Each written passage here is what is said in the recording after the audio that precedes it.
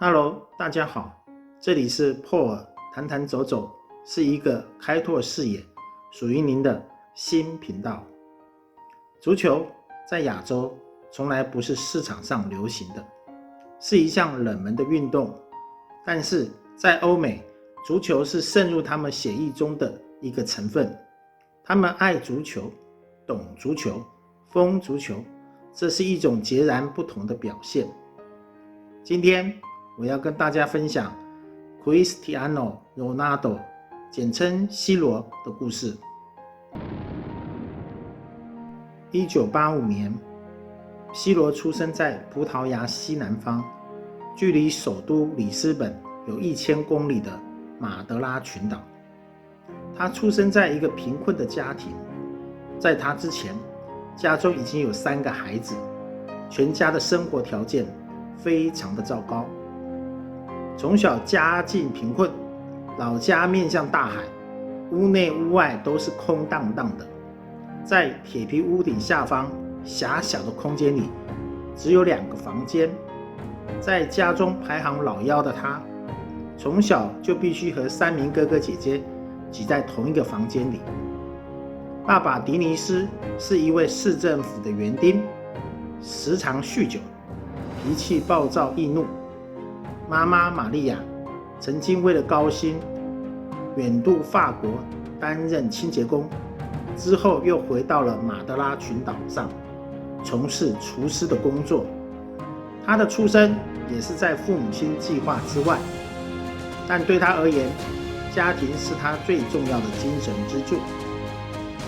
虽然家里的经济入不敷出，但很幸运的，家人始终都全力支持他踢足球。C 罗回忆起小时候在街上踢球的一些事情，他这么说：街上踢球的孩子体型都比他还大，他只能学习如何晃过这些比他还大的孩子，才能够继续前进。这些大孩子们经常把他推倒或者是踢翻，但他不能认输，他就勇敢地站起来，然后用足球来击败他们。他小的时候还在社区足球队踢球时，有一次在一场比赛里，他踢进3球，取得了3-0的领先，却在下半场开赛不久，不小心被他人肘击，当场头破血流，被送往医院止血。之后又匆匆赶回比赛现场，却发现他的队伍被3-4逆转败。他当场抱头痛哭，他认为他可以忍受身体的疼痛，但却不能承受输球的感伤。1997年 C 罗还是一名12岁的青涩少年，他离开所居住的离岛，进入葡萄牙实力强大的运动队里斯本竞技少年队，他开始在那里崭露头角。当时 C 罗家里竟然连一张前往葡萄牙本土的船票都买不起，但母亲玛利亚对于孩子渴望加入运动队的支持，好不容易凑足了钱，买了一张来回船票送他上了船。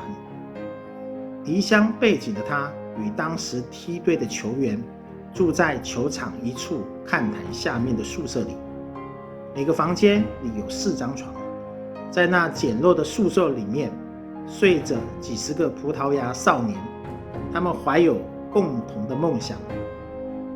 隔年1998年，里斯本竞技以1500英镑的低价签下了年仅13岁的 C 罗。他开始了半职业的训练。对于少小离家并不是每个12岁孩子都会有的经验，这段时间也是他一生最难过的日子。他还曾因为怀念故乡和家人，偷偷溜回家里看望。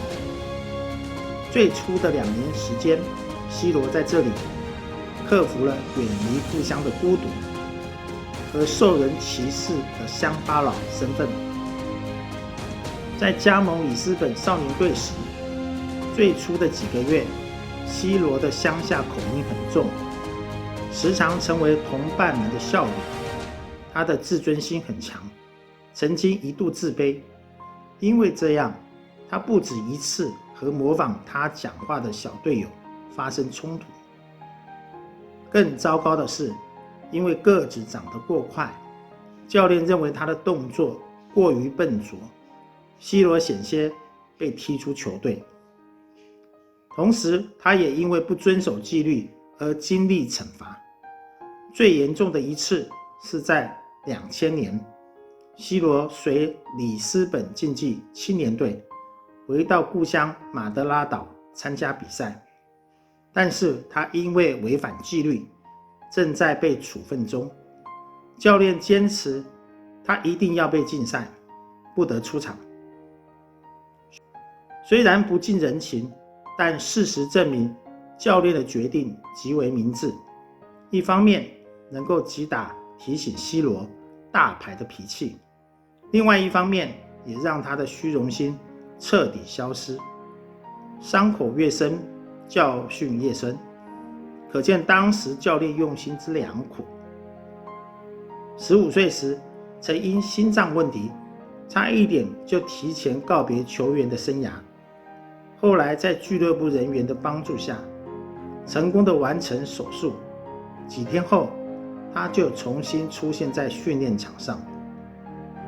对于足球，他始终热情如一。他从不掩饰他的目标，他要当一个最强的足球选手。在那段日子里，C罗知道自己的基础并没有比别人好，特别是在身体方面不够强壮，体力也不充沛。但是因为他热爱足球，他有梦想要去追逐，所以他不愿认输。C罗总是会在团体训练后自己再去健身房锻炼身体，他甚至会另外聘请教练来帮助自己做好健身。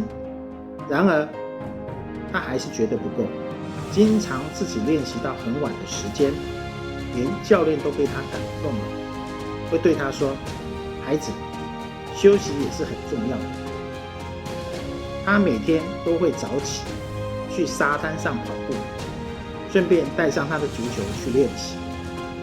有时候不需要团练，也不用上课，他就会整个上午都在沙滩上跑步。1天过去了，2天过去了，渐渐的，附近的人们都知道海边有个孩子，只要天气不是特别的恶劣，他都会在那里跑步练球。但是没有人曾经停下来问过他是谁。那些甚至不关心足球的人，连他在国家队都不知道。他曾被高价转会曼联也不晓得。他们只知道有一天那孩子不跑了，听说去了别的城市。直到他站在世界的巅峰，举起所有足球运动员梦寐以求的奖杯时，人们忽然才发现，那个孩子不就是很多年前在海边跑步的那位吗？于是这又成为激励葡萄牙孩子们的一段故事。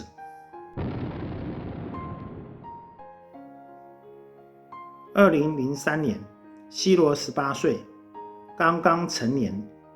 他所属的球队正和曼联队举行友谊赛，他以成熟的过人技巧与迅速猛烈的射门功夫，在初登场30分钟时就破网，竟然使得强劲的曼联队以1-3意外落败。他的一鸣惊人使情况起了变化，人生转捩点从此开始。那年曼联刚刚失去黄金右脚之称的贝克汉，当时的领队亚历克斯·弗格森爵士决定以1200万英镑的转队费，重金将 C 罗网入旗下。他再次被带到另外一个岛大不列颠，从此走上巨星之路。他成为英国曼联队的第一位葡萄牙人。进入曼联后，C 罗走进了球迷的视野，而他也在曼联取得成功后，开始迈向足球生涯的巅峰。2008年，他获得世界足球先生金球奖、欧洲金靴奖等足坛顶级殊荣，是继巴西罗纳度之后的第2人。而他在其他奖项的表现又远超过罗纳度。这一年是他最丰收的一年。2009年，C 罗24岁，他以足球史上最高的转会费8000万英镑，也就是超过新台币30亿元的价码，由曼联队转入西班牙皇家马德里队。在各项一流赛事的洗礼下，他的羽翼逐渐丰富。2013年，C 罗代表皇马队疯狂进球的个人表现独领风骚，表现更上一层楼。C 罗只要上场，必是全场的焦点。才华洋溢的他，创下了不少的纪录。他的身影综合球场，娴熟的盘带技巧，更让球迷惊艳不已。他在曾经世界杯上演的帽子戏法，让球迷永远忘不了他的坚定和自信的眼神。那是一种只有经历千锤百炼、无数次痛苦的煎熬才能换得到的。这也是为什么那么多人喜爱 C 罗的原因了。他的努力获得了2013年、2016年、2017年富比士世界体坛排名收入最高的运动员，而今年2020年，他的收入1.05亿美金，约台币31亿4500万元，也荣登第2位。他也曾经3度获得金球奖，5度获得国际足联世界足球先生，也4度获得欧洲金靴奖。他是西班牙皇家马德里队历史上进球率最高的球员，他是葡萄牙足球国家队的灵魂人物，也是历来葡萄牙国家队进球数最多的运动员。他的奋斗历程与优异表现，让很多人重新燃起对生命的热情和生活的希望。也许很多球迷都无法理解，为什么 C 罗会在比赛时受到对方球迷的嘘声时，仍然可以面不改色，并且他只会用进球的方式来告诉大家沉着冷静。因为这一切干扰和挑战，他从小就已经经历了许多这样的磨练，而他唯一的解方是专注在达成自己的目标。C 罗成功的背后是10年如一日的努力，是一颗永远不说放弃的强烈企图心。他将各样窗缝的攻击视为成功的必要元素，来帮助他达成目标。他的人生像是一本励志的教科书。今年的他已经35岁了，我们不知道他巅峰期到底在哪里。虽然英雄终会老去，但是传奇和荣耀将会和世界永远存在一起。也希望我们每一个人都能通过自己的勤奋努力，活出属于自己伟大的故事。今天的故事就到这里，请大家记得订阅、按赞和分享，按下小铃铛就不会错过我们下集的影片。我们下一集再见，拜拜。